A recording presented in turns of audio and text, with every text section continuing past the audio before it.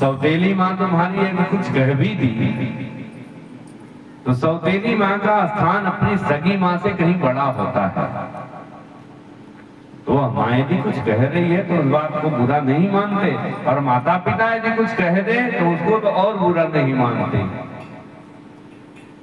उसको सुनना चाहिए।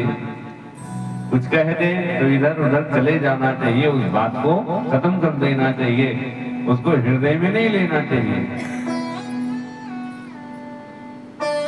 नारद जी ने बहुत कुछ समझाने की कोशिश किया, डराने की कोशिश किया, लेकिन ध्रुव जी ने कहा कि बाबा आप जो कुछ कह रहे हैं सब ठीक है, अच्छा लग रहा है, लेकिन सौतेली माँ ने जो वचन कहे हैं ना, उनके वचनों से जो हमारे हृदय में चुभन हुई है ना, वो खत्म नहीं होने वाली है।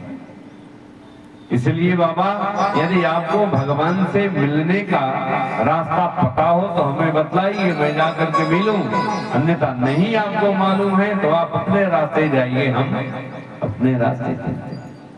नारद जी समझ गए कि बेटा बहुत पक्का है, दृढ़ निश्चयी है।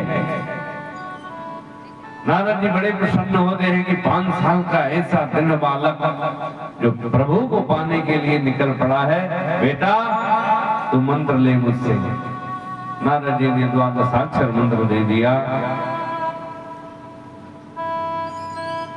और ध्रुव जी को बतलाया कि बेटा मथुरा में चला जा और जमुना के तट पर बैठ करके उस माधव का ध्यान कर और इस मंत्र का जप कर।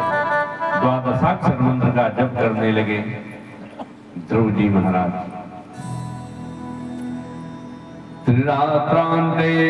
त्रिरात्रांते कपीथ बदरासन।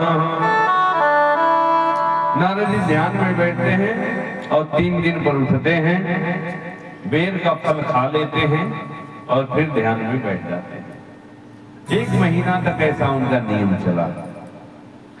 दूसरा महीना जब आया तो 6-6 दिन पे उठने लगे और पत्तों को खाने लगे, पत्ता खा करके दूसरा महीना बिता दिया। तीसरा महीना जब चला तो 9-9 दिन पर उठने लगे और जल पी करके फिर बैठ जाते। चौथा महीना जब चला तो जल भी बंद कर दिए, वायु भक्षण करने लगे। 12-12 दिन तक 12वें दिन उठते हैं, खूब वायु भक्षण करते हैं, फिर बैठ जाते हैं, फिर 12 दिन बाद उठते हैं।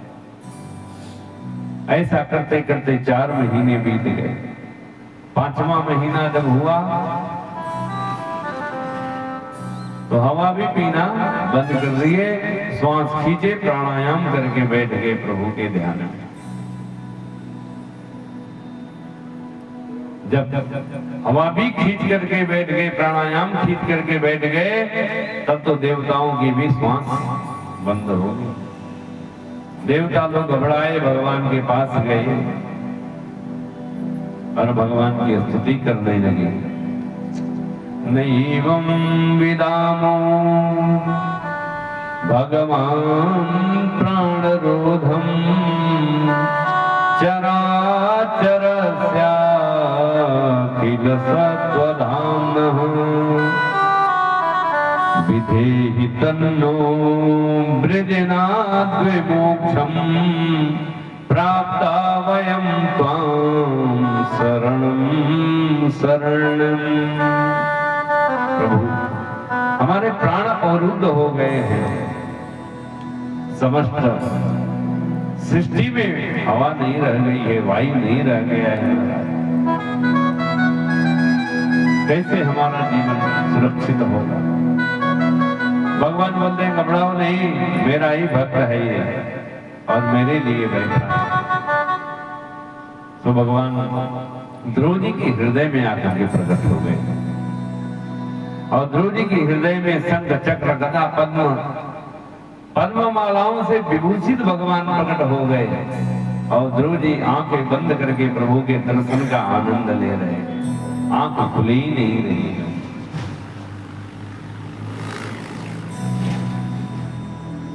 भगवान ने देखा कि ध्रुव जी तो आंखें ही नहीं खोल रहे हैं, मैं कैसे इनको दर्शन दूं।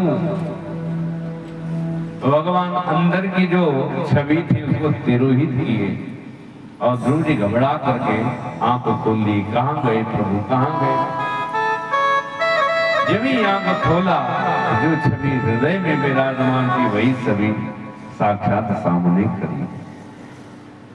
ध्रुव जी के आंखों से आंसू बहने लगे। प्रभु कुछ पढ़ा लिखा होता तो आपकी स्तुति करता, आपका कुछ अनुनय विनय में कर लेता, लेकिन पढ़ा लिखा तो हूं नहीं, 5 ही वर्ष की उम्र है, मैं क्या कहूं आपसे। हमारे आपके सामने कोई बड़ा अधिकारी यदि आ जाए तो हम लोग बोल नहीं पाते हैं, बोलने में मौन हो जाएंगे, चुप हो जाएंगे।